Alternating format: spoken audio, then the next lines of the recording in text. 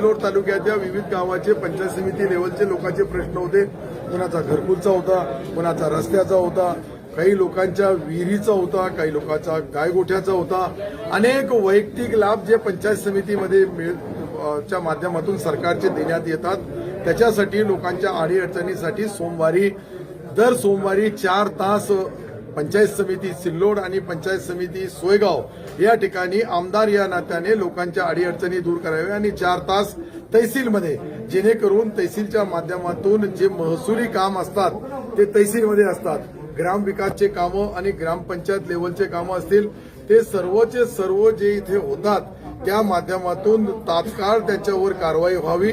प्रत्येक आठवड्याला झालेल्या कामाचा आढावा घ्यावं आणि जे काम नाही झाले त्याच्याबद्दल बीडीओनी लेखी त्याची माहिती द्यावी.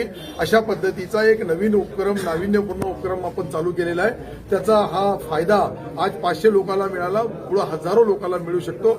शेवटी पंचायत समिती आणि तहसील या 2 कार्यालयामध्ये मोठ्या प्रमाणावर लोकांच्या अडीअडचणी असतात.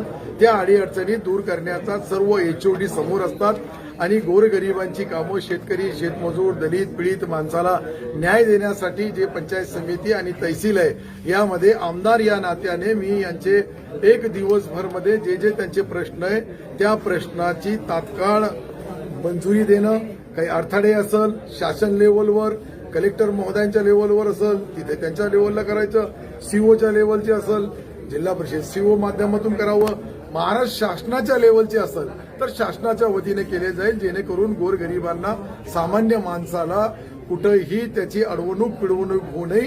हेच त्याच्या पाठीमागची दृष्टिकोन आणि पार्श्वभूमी आहे.